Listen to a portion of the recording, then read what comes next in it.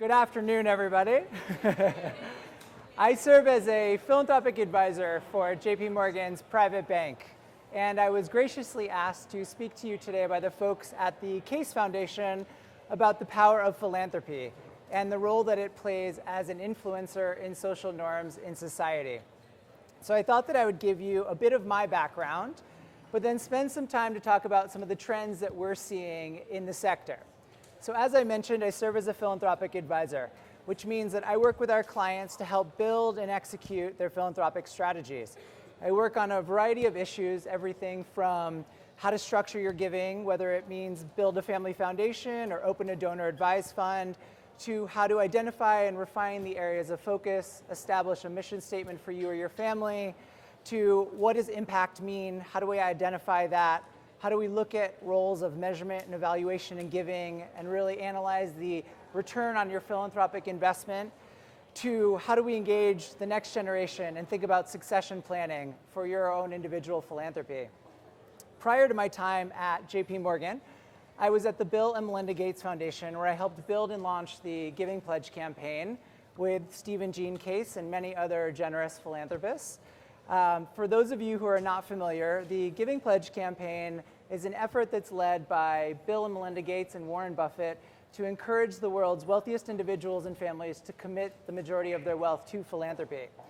The pledge drew its inspiration from the golden ages of philanthropy, looking at people like Rockefeller and Carnegie and the role that that played in society.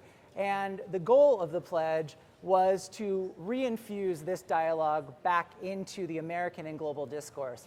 It was really about, as we've talked about today, creating a dialogue. It was really about influencing others and creating a movement. So I want to talk to you a bit about philanthropy. Why is it important? What are we seeing? I think philanthropy plays a critical role in our society. It's a driver of our economy. I don't know how many of you have seen the Giving USA report that was released last week, but it called out this epic number, $358 billion that was given away in 2014, which I often talk to our clients about because it represents actually 2.1% of our GDP, which most people don't know, and continues to grow pretty exponentially every year at a clip of about 0.1%. This is significant because it infuses a lot of capital back into society to help social programs. And most people look at philanthropy as a pet project, but we like to remind people that it's a critical driver of an economic force. It also allows us to innovate. We often talk about philanthropy as the third sector or the plural sector. This is an interesting concept when you compare it to the other two. You look at government. Government is it's well-intentioned, but it's often inefficient. You look at the private sector and you see that it's very efficient, but oftentimes will lack the social responsibility. And I think when you look at the philanthropic sector, you see the perfect marriage of both. And it allows people to be unconstrained by shareholders, profits, or constituents to be able to really take some big bets and make some big moves for social norms. One of our colleagues, Laura Arriaga Andreessen, calls philanthropy society's risk capital, and I like to bring that up quite often because I think it's a really important frame of reference. Philanthropy also creates an important dialogue around social issues. As we just heard in the last session, people are talking about giving, whether it's a campaign on media platforms, whether it's articles, whether it's something like the Giving Pledge that encourages people to be philanthropic. I'm sure you've all seen the articles about John Paulson's $400 million gift to Harvard over the past month, where there are people both criticizing and praising this gift, but it gets the dialogue going. And to that end, I think it challenges us to think about what's right and what's needed in society. And I think that that is incredibly important as we're moving into this world of global interconnectivity, because as we're connected to our neighbors, we understand their plight and their problems. We can identify with things like the Arab Spring. Even though they're not here, we can see, we can feel, we can identify, and that calls us to action. And I think as millennials, we have a responsibility to act. This was one of the core tenets of what we built the Giving Pledge on, which was really how do we collectively as a society to call each other to act. I wanted to share a quote that we based the pledge on. It was from The Difficult Art of Giving by David Rockefeller, which is one of the very important founding documents in philanthropy. Rockefeller said, "In this country, we have come to the period when we can well afford to ask the ablest men to devote more of their time, thought, and money to public well-being." And I think that this is an incredible quote because it talks not only about giving back in financial means, but it talks about going above and beyond that, giving your time, giving your skills, and just giving back collectively. I think that this has been echoed by people throughout this room today, but also throughout society. I'm based in San Francisco, and we see people like Mark Benioff, who started Salesforce, that started SF Gives to encourage young tech entrepreneurs to think about their footprint in society.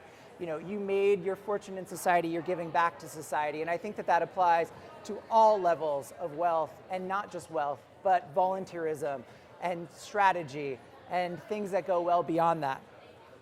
I think my career has given me a unique vantage point into the discipline of philanthropy.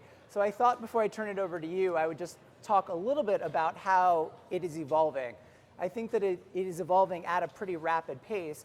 We're seeing that philanthropy is a much larger discipline.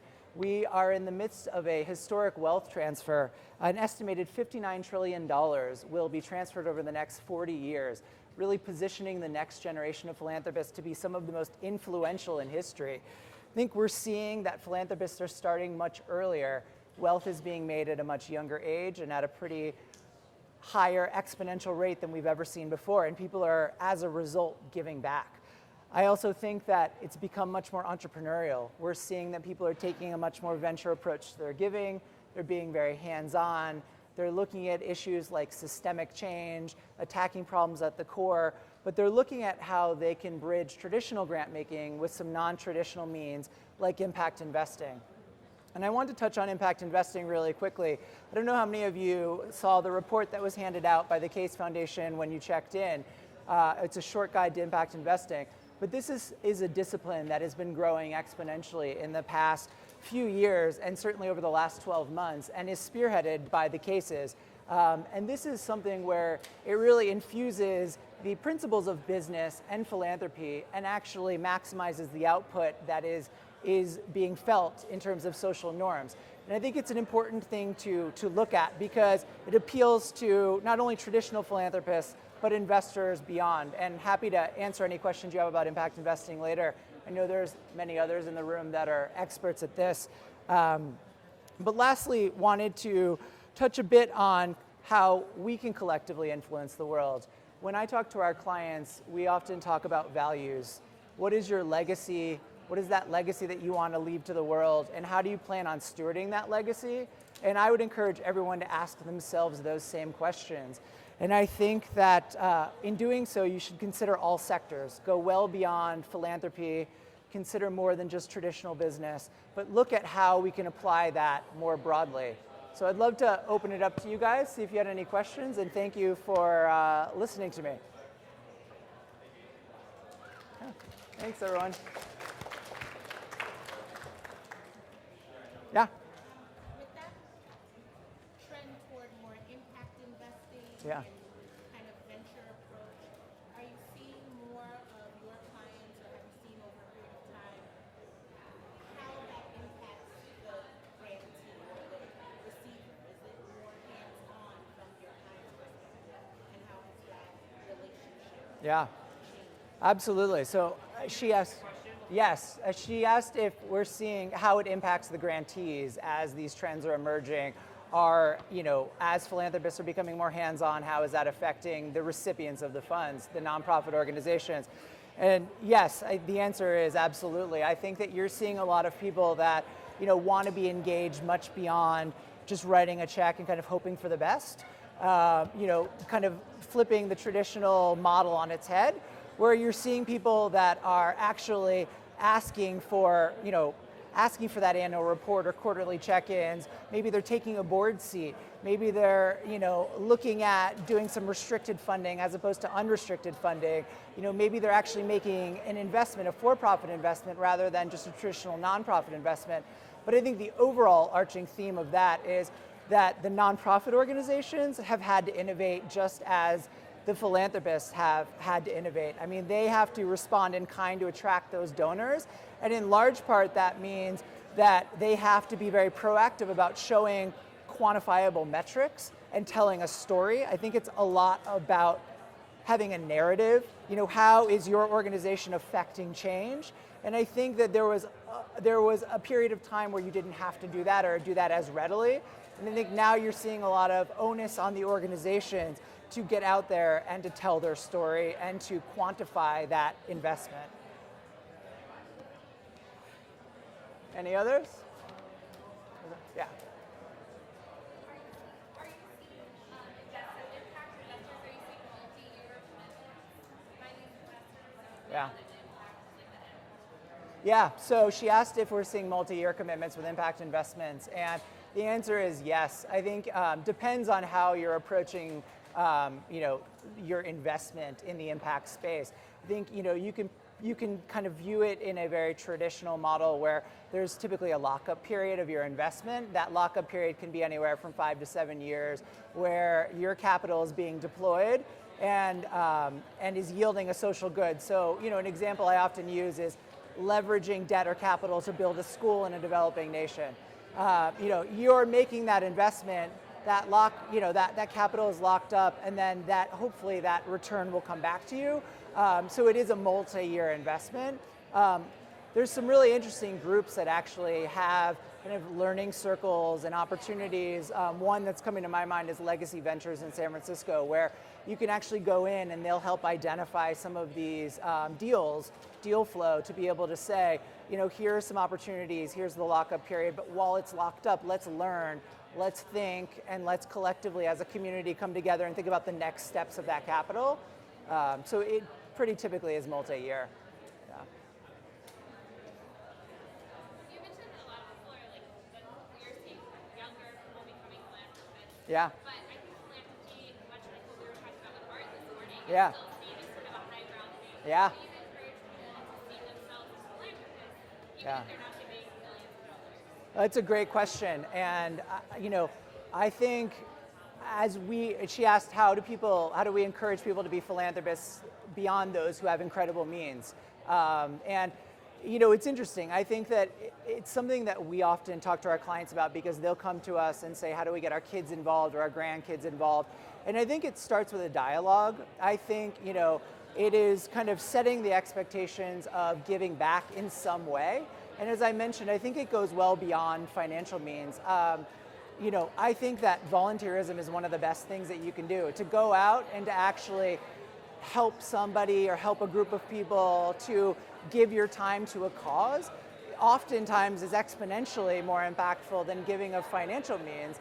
And I think for people that know they want to be philanthropic, it's great to build a relationship with an organization through that volunteerism effort and to just give what you can. I think, oftentimes we look at people in, religious situations in tithing, and I think that's an interesting model because, no matter what your income is, you can give a little bit, but you can give a lot of your time. And so I always encourage people to give of their time and to identify the issue areas that they care about and then actually go out and do that and tell the organization, I can't give you a big check, but I can show up and build a house, or I can do whatever it takes.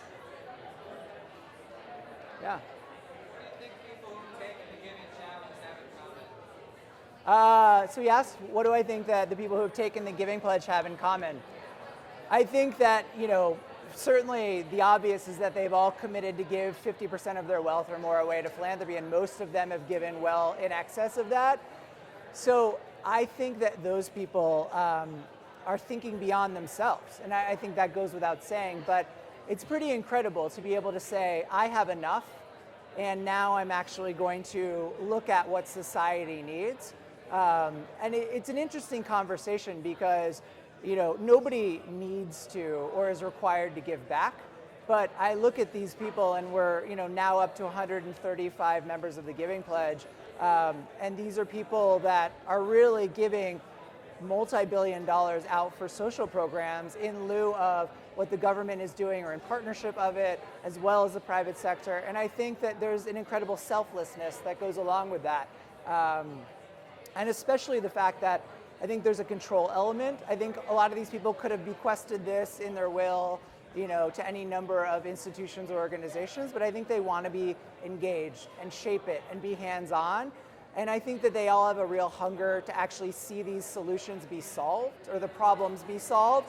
I think a lot of these people have come together to say, education is still not, in a place where it needs to be. We've got health challenges. The list continues to grow, and I think a lot of these people are saying, we need to solve these problems now, and that means we're going to actually have to infuse quite a bit of capital at once and stop this drip effect, and which I think is really important.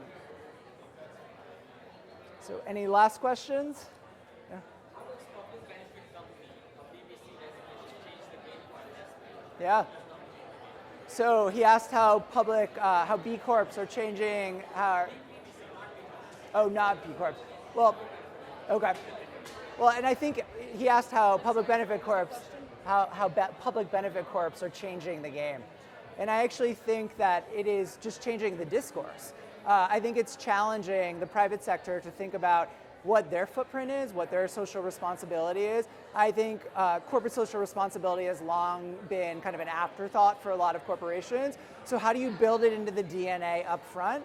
How do you think about, social mission right along with a business mission? We're going to marry the two. It's not something I'm doing because I feel an onus to my shareholders or because I want to rebrand my reputation. It's something that I actually am doing because I'm making a conscious, choice to be socially responsible. Thanks, everybody. I appreciate it.